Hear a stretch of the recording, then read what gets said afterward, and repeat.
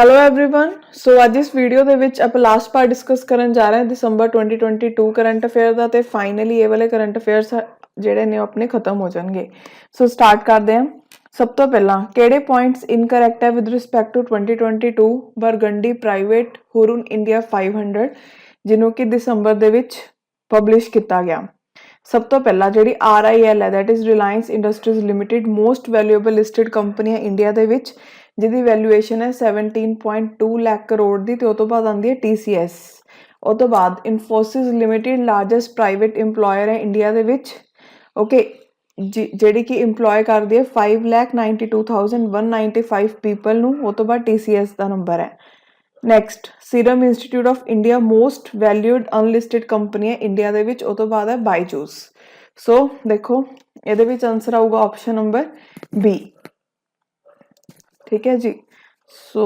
उन्हें पूछा ऐसे भी इनकरेक्ट केड़ा सो इनकरेक्ट है सेकंड ओके सो RIL है जी मोस्ट वैल्यूएबल लिस्टेड कंपनी है जिसकी वैल्यूएशन है 17.2 लाख ते 3.6 फ्रॉम 2021 उस तो बाद है TCS दैन HDFC TCS है जी इंप्लॉय करती है 5,92,195 पीपल नू उस तो बाद क्वेस कॉप लिमिटेड है ठीक है जी सो नैक्सट ਕਿਹੜੀ ਸਟੇਟ ਦਾ ਗ੍ਰੀਨ ਸਟਾਰਟਅਪ ਹੈ ਟ੍ਰੀ ਟੈਗ ਜਿਹਨੇ ਕਿ ਕਲੀਮੈਂਥਨ 2022 ਜਿੱਤਿਆ ਅੰਡਰ ਦਾ category of life on land so ਇਹਦਾ ਆਨਸਰ ਹੈ ਕੇਰਲਾ ਠੀਕ ਹੈ ਜੀ ਨੈਕਸਟ ਇਹਨਾਂ ਵਿੱਚੋਂ ਕਿਹੜੇ ਪੁਆਇੰਟ ਇਨਕਰੈਕਟ ਹੈ with respect to 53rd international film festival of India ਇਹ ਇੰਪੋਰਟੈਂਟ ਕਰੰਟ ਅਫੇਅਰ ਹੈ ਇਹ ਕਿੱਥੇ ਹੋਇਆ ਸੀ ਗੋਆ ਦੇ ਵਿੱਚ ਇਰਾਨੀਅਨ ਫਿਲਮ ਮਿੱਤਰ ਡਾਇਰੈਕਟਡ ਬਾਈ ਨਾਦਵ ਲੈਪਿਡ ਉਹਨੂੰ ICFT UNESCO ਗਾਂਧੀ ਮੈਡਲ ਮਿਲਿਆ 53rd ਇੰਟਰਨੈਸ਼ਨਲ ਫਿਲਮ ਫੈਸਟੀਵਲ ਤੇ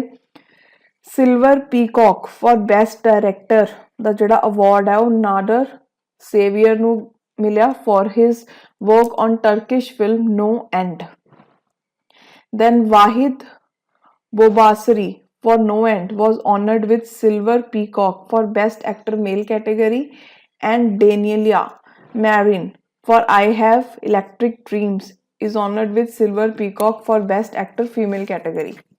Then Spanish film है I Have Electric Dreams जिन्हों की डायरेक्ट किया है वैलेंटिन मॉरल ने उन्हें गोल्डन पीकॉक प्राइज जितया for Best Film of the Festival.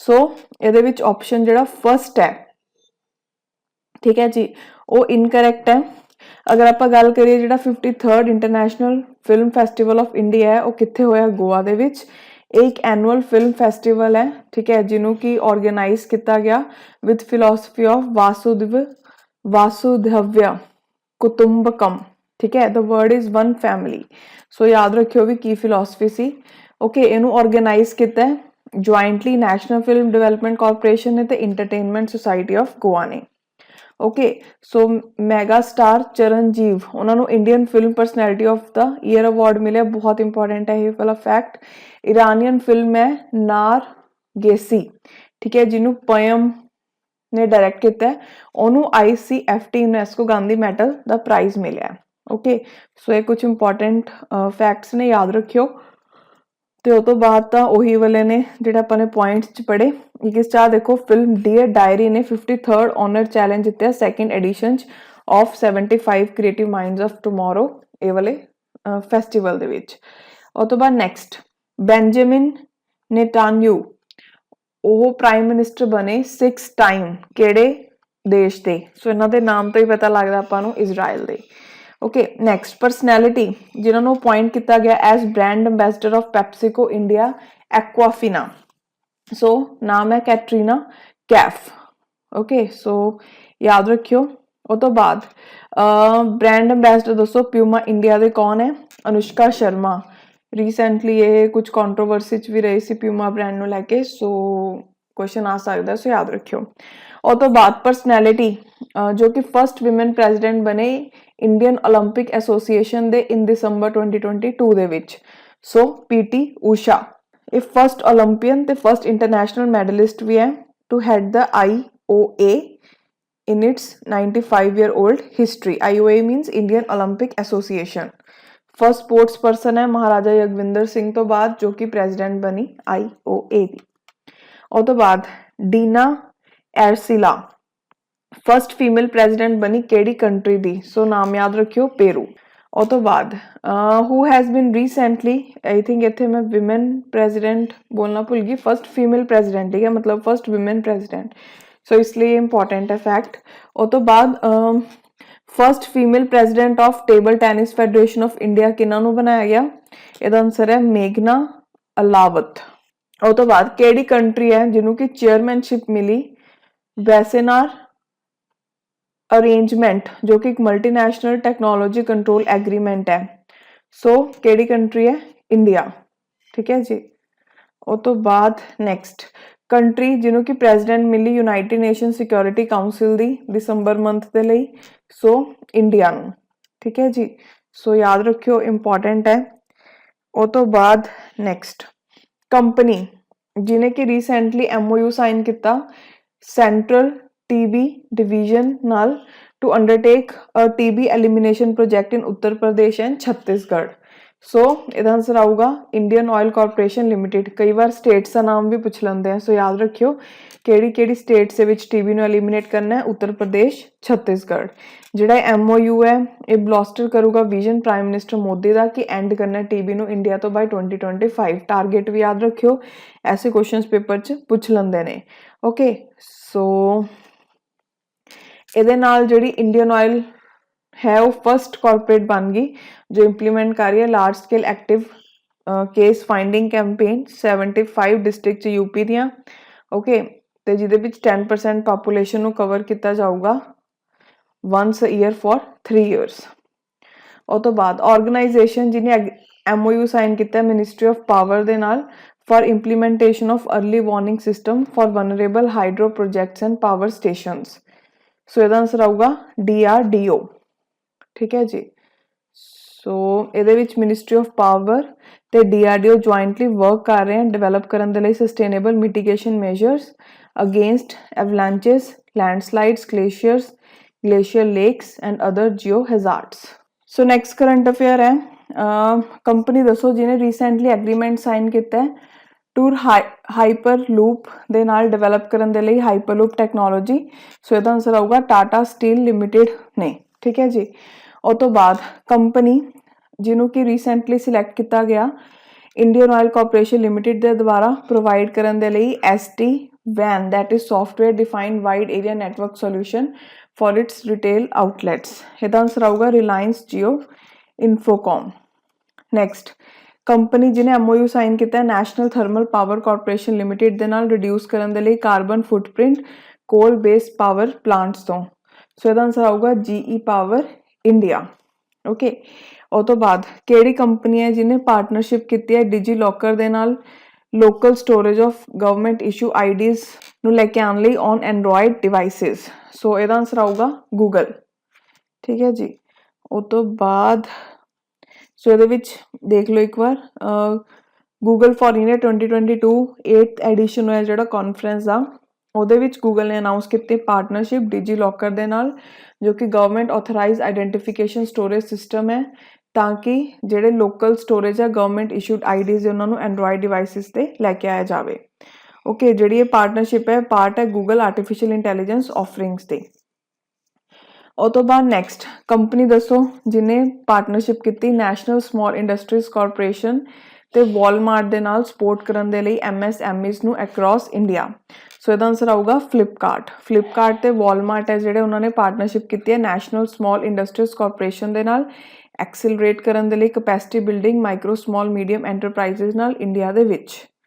Okay, और तो बाद नैक्सट कंपनी जिन्हें पार्टनरशिप की है मैटा प्लेटफॉर्म्स दे नाल डिवेलप करने दे लई high speed internet under sea cable infrastructure? So इसका आंसर आऊगा भारती एयरटेल।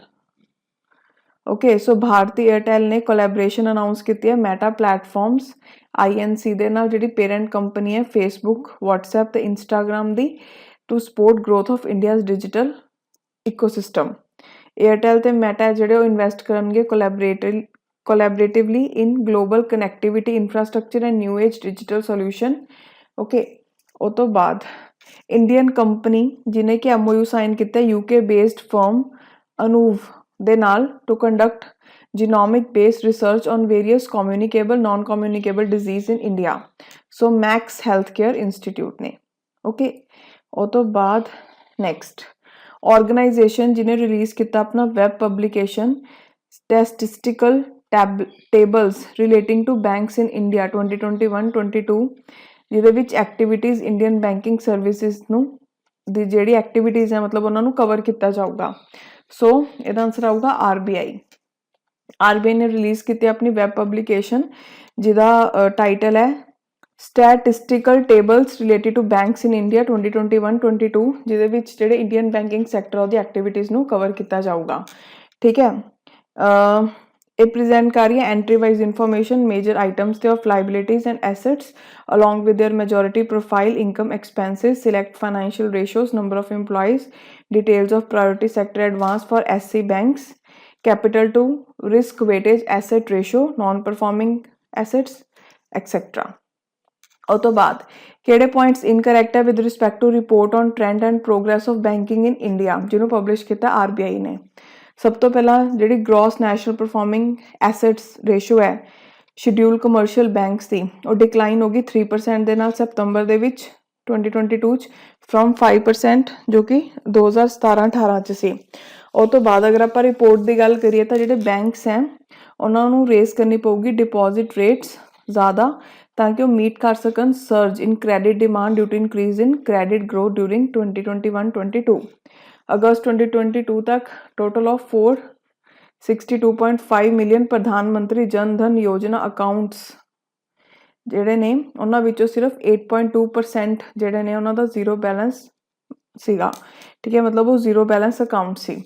ਉਹ ਤੋਂ ਬਾਅਦ ਇਨ ਫਾਈਨੈਂਸ਼ੀਅਲ ਈਅਰ 2022 ਬੈਂਕ ਫਰਾਡਸ ਆ ਜਿਹੜੇ ਇਨਕਰੀਜ਼ ਹੋਏ in number terms with report of 9,102 frauds of 60,389 crore against 7,358 frauds with amount involved of 1.37 lakh crore in financial year 21.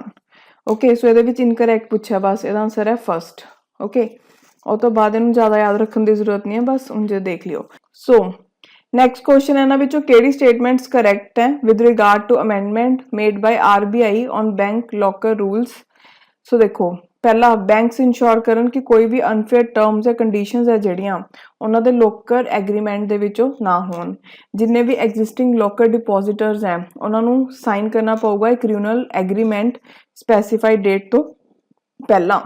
ਜਿੰਨੇ ਵੀ existing locker ਡਿਪੋਜ਼ਿਟਰਸ ਹੈ ਉਹਨਾਂ ਨੂੰ ਫਰਨਿਸ਼ਡ ਕਰਵਾਉਣਾ ਪਊਗਾ proof of eligibility for renewed locker arrangement. So ਇਹਦੇ ਵਿੱਚ ਜਿੰਨੇ ਵੀ statements ਹੈ ਸਾਰੀਆਂ ਕਰੈਕਟ ਹੈ. ਉਹ ਤੋਂ ਬਾਅਦ ਕਿਹੜੀ ਆਰਗੇਨਾਈਜੇਸ਼ਨ ਹੈ ਜਿਹਨੇ ਰਿਸੀਵ ਕੀਤਾ in principle approval from SEBI that is Security Exchange Board of India setup ਕਰਨ ਦੇ ਲਈ social stock exchange as separate segment. So ਇਹਦਾ ਆਨਸਰ ਆਊਗਾ National Stock Exchange of India. ਉਹ ਤੋਂ ਬਾਅਦ ਡਿਜੀਟਲ ਪੇਮੈਂਟ ਕੰਪਨੀ ਦੱਸੋ ਜਿਹਨੇ ਰਿਸੀਵ ਕੀਤਾ ਇਨ ਪ੍ਰਿੰਸੀਪਲ ਆਥੋਰਾਈਜੇਸ਼ਨ ਆਰਬੀਆਈ ਤੋਂ ਟੂ ਐਕਟ ਐਜ਼ ਪੇਮੈਂਟ ਐਗਰੀਗੇਟਰ. ਸੋ ਇਹਦਾ ਆਨਸਰ ਹੈ ਵਰਡਲਾਈਨ ਈ ਪੇਮੈਂਟਸ ਇੰਡੀਆ. ਨੈਕਸਟ ਕਿਹੜੀ ਕੰਪਨੀ ਹੈ ਜਿਹਨੇ ਲਾਂਚ ਕੀਤਾ Google search driven education platform ਜਿਹਦਾ ਨਾਮ ਹੈ ਰੂਟਸ ਪ੍ਰੋਵਾਈਡ ਕਰਨ ਦੇ ਲਈ comprehensive investor education and market analysis. So HDFC securities. Next bank ਦੱਸੋ ਜਿਹਨੇ ਪਾਰਟਨਰਸ਼ਿਪ ਕੀਤੀ ਹੈ GOI flagship initiative startup India ਦੇ ਨਾਲ ਲਾਂਚ ਕਰਨ ਦੇ ਲਈ 6th ਪਰਿਵਰਤਨ ਸਟਾਰਟਅਪ ਗ੍ਰਾਂਟਸ. ਸੋ ਇਹਦਾ ਆਨਸਰ ਹੈ HDFC ਬੈਂਕ. ਸੋ HDFC ਬੈਂਕ ਨੇ ਪਾਰਟਨਰਸ਼ਿਪ ਕੀਤੀ ਹੈ government of India flagship initiative startup India ਦੇ ਨਾਲ. ਠੀਕ ਹੈ, ਜਿਹਦੇ ਵਿੱਚ 6th ਪਰਿਵਰਤਨ ਸਟਾਰਟਅਪ ਗ੍ਰਾਂਟਸ ਨੂੰ ਲਾਂਚ ਕੀਤਾ ਗਿਆ ਦਾ annual grant programme for social startup. ਜਿਹੜਾ ਇਹ ਪ੍ਰੋਗਰਾਮ ਇਹਦਾ ਏਮ ਆਈਡੈਂਟੀਫਾਈ ਕਰਨਾ ਸਟਾਰਟਅਪਸ ਨੂੰ ਜਿਹੜੇ ਵਰਕ ਕਰਦੇ ਟੂਵਰਡ ਸੋਸ਼ਲ ਇੰਪੈਕਟ ਤੇ ਸਪੋਰਟ ਕਰਨਾ ਉਹਨਾਂ ਨੂੰ ਮੋਨੇਟਰੀ ਗ੍ਰਾਂਟਸ ਪ੍ਰੋਵਾਈਡ ਕਰਕੇ. ਠੀਕ ਹੈ, ਜਿਹੜਾ ਇਹ ਬੈਂਕ ਹੈ ਉਹਨੇ ਇਨੇਬਲ ਕੀਤਾ ਸਟਾਰਟਅਪ ਨੂੰ through it state of art startup program by providing specialized banking and value added service to entrepreneurs. ਉਹ ਤੋਂ ਬਾਅਦ ਨੈਕਸਟ ਆਰਗੇਨਾਈਜੇਸ਼ਨ ਦੱਸੋ ਜਿਹਨੇ ਅਪਰੂਵ ਕੀਤਾ $250 million policy based loan to strengthen the logistics sector in India. So ਇਹਦਾ answer ਆਊਗਾ ADB Asian Development Bank. Next ਕਿਹੜੇ points incorrect ਹੈ with respect to RBI monthly monetary policy of financial year 23 ਜੋ ਕਿ ਦਸੰਬਰ 'ਚ ਹੋਇਆ. ਸਭ ਤੋਂ ਪਹਿਲਾਂ RBI ਨੇ ਡਿਕਰੀਜ਼ ਕੀਤਾ India the real GDP growth to 6.8 from 7%. Then MPC ने raise किया repo rate by 35 basis point to 6.25 from 5.90. Standing deposit facility rate है जेड़ा ਉਹਨੂੰ 6% किया गया from 5.65% and marginal standing facility है जेड़ा ਉਹਨੂੰ 6.50 किया गया 6.15 तो ਤੇ ਜਿਹੜਾ bank rate है वो 6.15 ਰਿਹਾ सो ਕਿਹੜੇ point incorrect है ਇਹਦਾ ਆਨਸਰ ਆਊਗਾ 4th ठीक है जी सो ਇਹਦੇ ਵਿੱਚ ਦੇਖੋ सो ਜਿਹੜਾ ਰਿਵਾਈਜ਼ ਰੇਟ ਹੈ ਰੈਪੋ ਰੇਟ ਦਾ ਹੈਗਾ 6.25 ਪਹਿਲਾਂ ਕਿੰਨਾ ਸੀ 5.90 ਰਿਵਰਸ ਰੈਪੋ ਰੇਟ 3.35 ਕਰਤਾ ਇਹ 3.35 ਸੀ ਉਹ ਤੋਂ ਬਾਅਦ ਮਾਰਜਨਲ ਸਟੈਂਡਿੰਗ ਫੈਸਿਲਿਟੀ 6.50 6.15 ਸੀ ਪਹਿਲਾਂ ਬੈਂਕ ਰੇਟ 6.50 ਪਹਿਲਾਂ 6.15 ਸੀ then standing deposit facility rate 6% ਸੀ ਪਹਿਲਾਂ ਕਿੰਨਾ ਸੀ 5.65 CRR cash reserve ratio 4.50 ਤੇ 4.50 ਹੀ ਸੀ ਉਹ ਤੋਂ ਬਾਅਦ ਨੈਕਸਟ ਕਿਹੜੇ ਪੁਆਇੰਟਸ ਇਨਕਰੈਕਟ ਹੈ with respect to digital rupee retail segment ਜੋ ਕਿ ਇੱਕ ਸੈਂਟਰਲ ਬੈਂਕ ਡਿਜੀਟਲ ਕਰੰਸੀ ਹੈ ਸਭ ਤੋਂ ਪਹਿਲਾਂ RBI ਨੇ ਲਾਂਚ ਕੀਤਾ ਆਪਣਾ pilot on retail digital currency rupee ER in 4 cities ਕਿਹੜੀਆਂ ਮੁੰਬਈ ਦੀ ਮਹਾਰਾਸ਼ਟਰ ਨਿਊ ਦਿੱਲੀ ਬੈਂਗਲੁਰੂ ਕਰਨਾਟਕਾ ਦੇ ਵਿੱਚ ਤੇ ਸੌਰੀ ਇੱਥੇ ਮੈਂ ਸ਼ਾਇਦ ਮੁੰਬਈ ਦੀ ਮਹਾਰਾਸ਼ਟਰ ਬੋਲ ਗਈ ਮਹਾਰਾਸ਼ਟਰ ਦੀ ਮੁੰਬਈ ਬੋਲਣਾ ਸੀ okay next Odisha the Bhubaneswar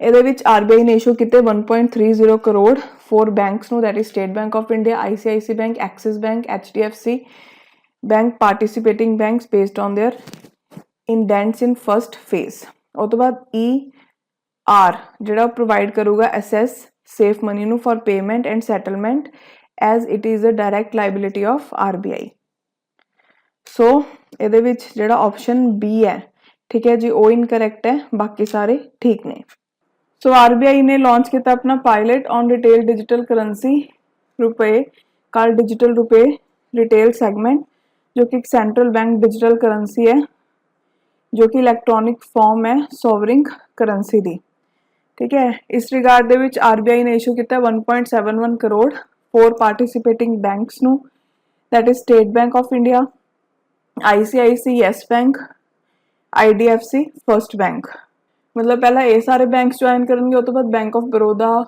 union bank of India HDFC ते कोटक महिंद्रा बैंक है जिहड़े वो ये वाले मतलब प्रोजेक्ट नू ज्वाइन करेंगे ओके ਜਿਹੜੀ E R है वो प्रोवाइड करूगी access to safe money for payment and settlement as it is a direct liability of RBI ठीक है तेनू कन्वर्ट किया जा सकता है अदर फॉर्म्स दे विच मनी दियां जिवें डिपॉजिट विद बैंक्स ओके जेड़ा रिटेल डिजिटल रुपी है ਉਹਦੇ ਉੱਪਰ ਕੋਈ भी इंटरस्ट नहीं आऊगा ਉਹ ਤੋਂ ਬਾਅਦ ਕਿਹੜੀ स्टेट है जिन्हें रीसेंटली इनॉग्रेट किया sanitation worker development scheme protect करने के लिए वेलफेयर सैनिटेशन वर्कर्स दी ਇਹਦਾ ਆਨਸਰ ਆਊਗਾ ਤਮਿਲਨਾਡੂ ਉਹ ਤੋਂ ਬਾਅਦ Forbes world highest paid female athletes Indian badminton player PV Sindhu only Indian ते ओनली बैडमिंटन प्लेयर बन गई अमंग द लिस्ट ऑफ 25 ਤੇ ਉਹਦਾ ਕਿੰਨਾ ਰੈਂਕ ਆਇਆ ਲਿਸਟ ਦੇ ਵਿੱਚ ਉਹਦਾ ਰੈਂਕ ਆਇਆ 12th ओके ਤੇ ओनली इंडियन ਤੇ ओनली बैडमिंटन प्लेयर है अमंग 25 ऑफ द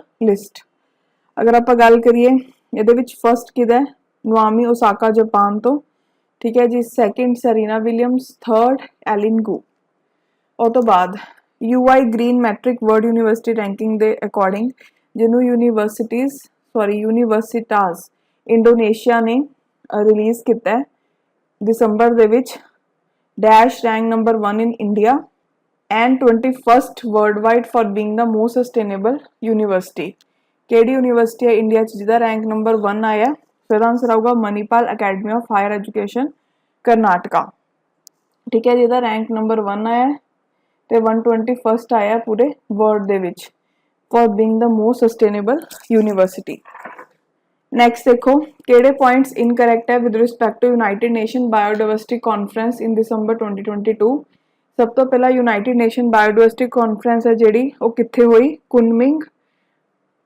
यूनान प्रोविंस चाइना दे विच to acknowledge new set of goals to guide global action through 2027 जिहड़ी कॉन्फ्रेंस ਉਹਦੇ ਵਿੱਚ ग्लोबल बायोडाइवर्सिटी फ्रेमवर्क ਨੂੰ अडॉप्ट किया गया जिहड़ा एड्रैस करूगा कि की drivers of natural loss promote health and wellbeing of mankind and planet India ने अर्ज किया to create new dedicate fund to help developing countries successfully implement a post 2020 GBF to stop biodiversity loss. United nation ने recognise किया India का Ganga's project among 10 initiative from globe जिहड़ा restore करता natural world नूं। हुण देखो इहदे विच की पुछा सी भी किहड़ी स्टेटमेंट इनकरैक्ट है। इहदे विच फर्स्ट स्टेटमेंट है जिहड़ी वो इनकरैक्ट है, ठीक है। सो देखो उन्हें इनकरैक्ट क्यों है, because United nation biodiversity conference है जिहड़ी वो कैनेडा दे मॉन्ट्रियल दे विच होई एक्नॉलेज करने के लिए new set of goals to guide global action through 2030 in order to prevent nature loss. Okay, so मतलब ये लिखा ना चाइना चो ही कैनेडा चो ही है। उस तो बाद नैक्सट इंटरनैशनल एनर्जी एजेंसी के अकॉर्डिंग अगर आप गल करिए जी उन्होंने रिपोर्ट रिलीज की है दिसंबर के जोड़ा इंडिया का कोल प्रोडक्शन है वो एक्सीड हो जाऊगा 1 बिलियन टन किन्ने तक, यदा आंसर आऊगा बाय 2025। ओके, उस तो बाद नैक्सट केड़ी कंट्री है जिन्होंने रिमूव किया गया United nation commission on status of women जो कि एक विमेन राइट बॉडी है United nation economic social council की।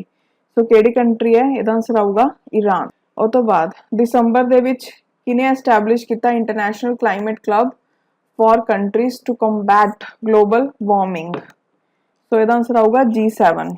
मेजर इकोनॉमीज हैं जिहड़ियां G7 that is group of 7, ठीक है। उन्होंने एस्टैब्लिश किया open international climate club for countries जिहड़ी कि वर्क करना चाहदियां ने इकट्ठा ग्लोबल वार्मिंग नूं कम्बैट करन दे लई, ठीक है जी। तो अगर आप गल करिए जनवरी 2022 तो लैके हुण तक जिहड़ी G7 की प्रेजिडेंसी वो जर्मनी कोल है, ठीक है। यूनाइटेड किंगडम तो मिली सी जर्मनी नूं, दैन 2023 दे विच जापान कोल चली जाऊगी।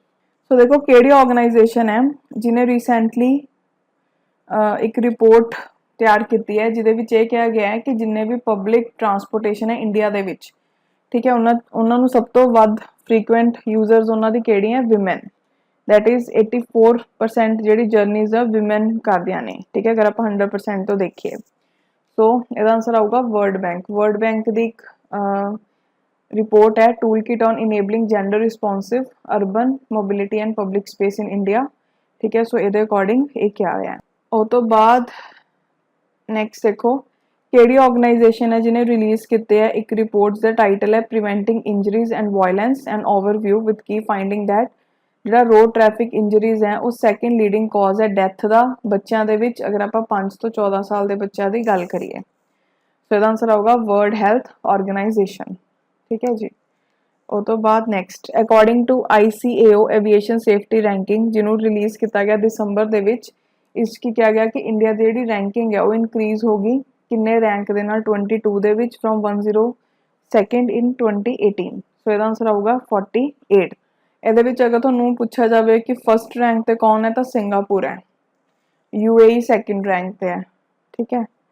उस तो बाद नैक्सट अगर आप इंटर गवर्नमेंट कमेटी के 17 सैक्शन की गल करिए for safeguarding of intangible culture heritage 47 new items है जी उन्होंने इनकलूड किया गया UNESCO intangible culture heritage list के जिन्हों की सबमिट किया 60 कंट्रीज ने। सो केड़ी सिटी होस्ट करूगी 17 सैशन इंटर गवर्नमेंट कमेटी का for safeguarding of intangible culture heritage. So इसका आंसर आऊगा राबत मोरक्को।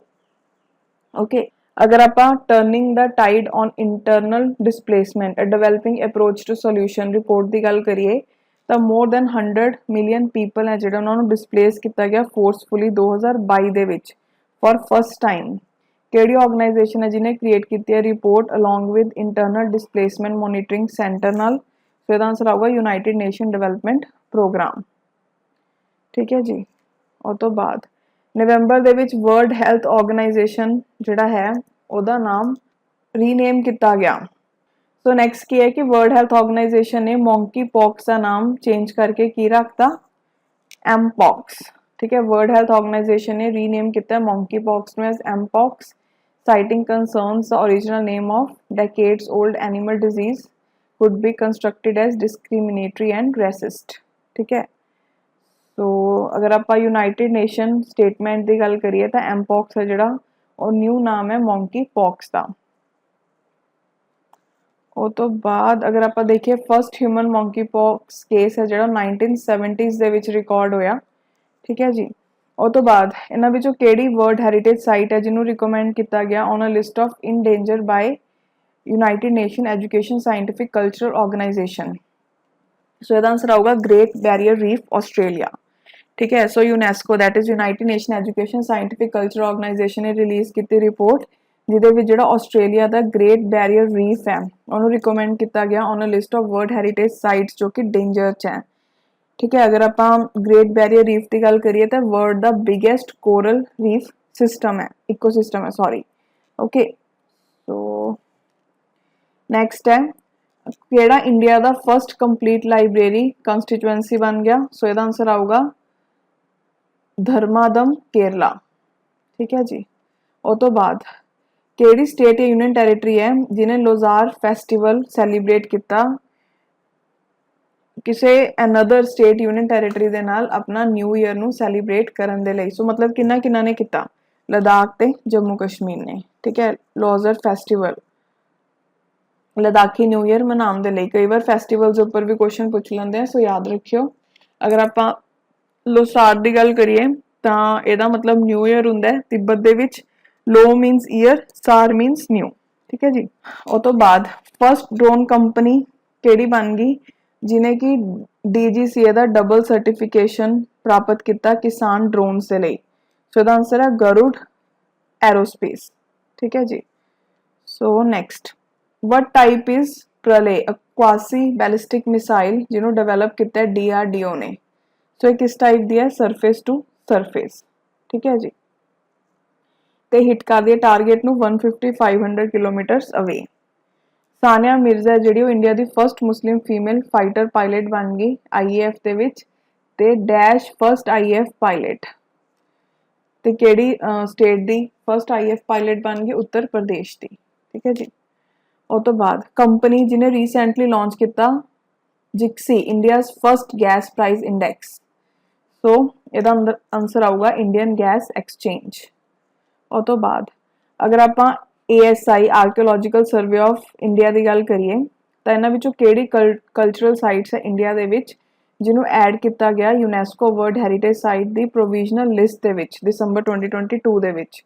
सो इसका आंसर आऊगा option number D that is only 2 and 3 Vadnagar ते सन टैंपल गुजरात। ठीक है जी।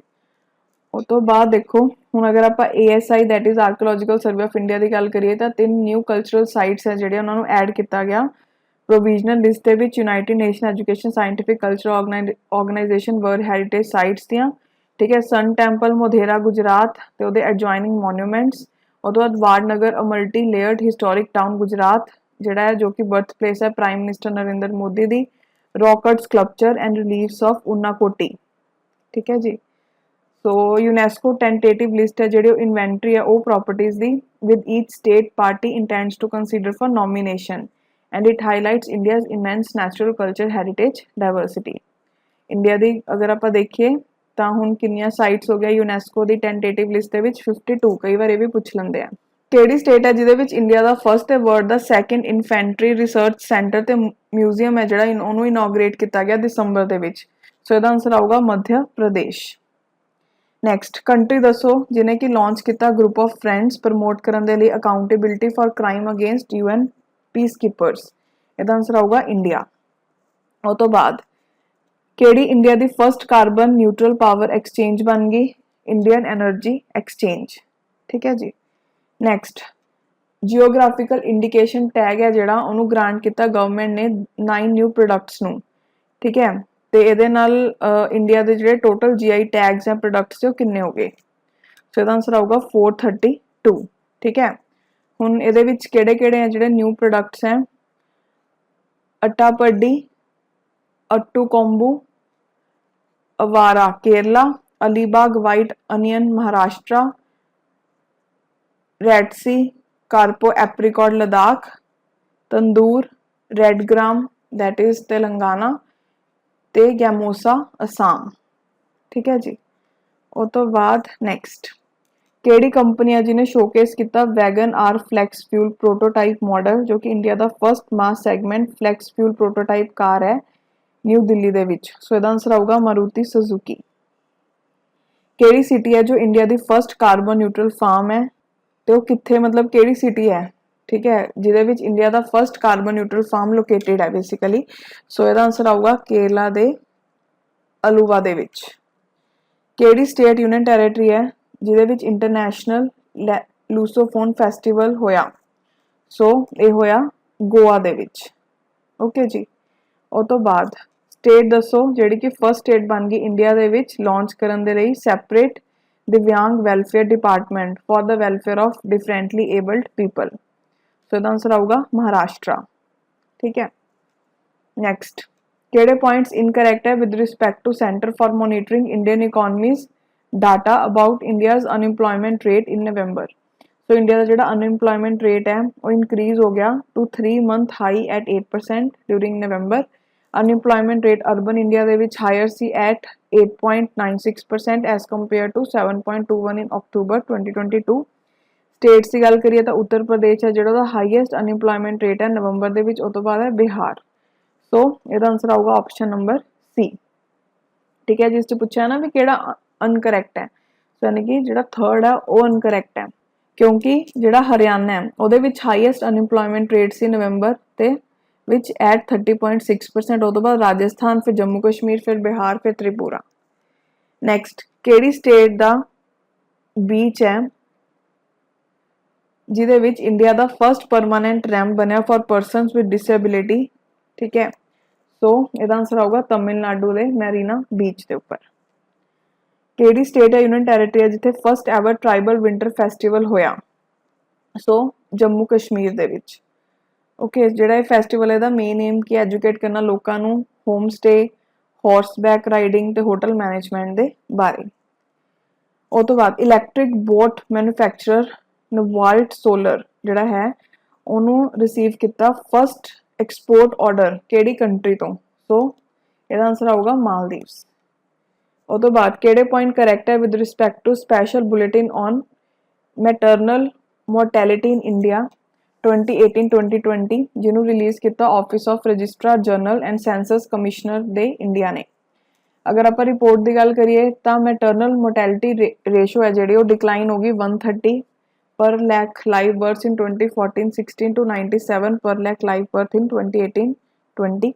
केरला दा लोएस्ट है ऑफ 19 पर लैख लाइव बर्थ उस तो बाद महाराष्ट्र उत्तर प्रदेश है जो उस हाईएस्ट MMR है 195 दी दैन पंजाब ते हरियाणा सो केड़े पॉइंट्स करैक्ट है इसदा आंसर आऊगा ऑप्शन ए एंड बी ठीक है सो क्योंकि जेडे MMR है पंजाब ते हरियाणा दे वो नैशनल एवरेज 97 तो भी ज़्यादा ने उस तो बाद केड़ी ऑर्गेनाइजेशन है जिहड़ी या मिनिस्ट्री है जिन्हें रीसेंटली रिलीज़ की स्टडी रिपोर्ट जिसका टाइटल है carbon capture utilization and storage policy framework and its deployment mechanism in India so इसका आंसर आऊगा NITI Aayog that is national institution for transforming India उन्हें रिलीज की स्टडी रिपोर्ट जिसका टाइटल है carbon capture utilization and storage policy framework and its deployment mechanism in India so ਇਹਦੇ ਨਾਲ ਹੀ ਆਪਣੇ ਦਸੰਬਰ 2022 ਦੇ ਫਾਈਨਲੀ ਕਰੰਟ ਅਫੇਅਰਸ ਖਤਮ ਹੁੰਦੇ ਆ ਸੋ ਮਿਲਾਂਗੇ ਜਲਦੀ ਹੀ ਜਨਵਰੀ ਦੇ ਕਰੰਟ ਅਫੇਅਰਸ ਦੇ ਨਾਲ